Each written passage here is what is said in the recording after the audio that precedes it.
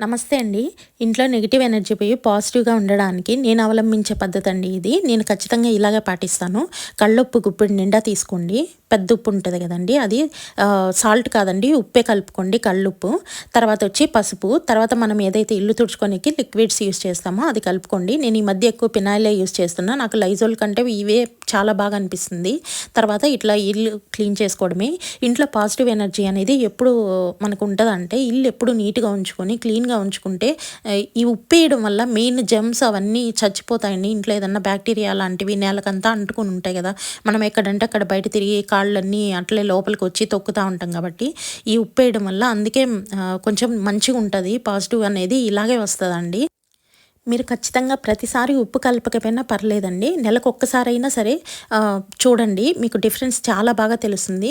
పసుపు అనేది కంపల్సరీ కాదు. కానీ పసుపు కూడా వేసుకుంటే చాలా మంచిది. ఉప్పయితే కంపల్సరీ వేసి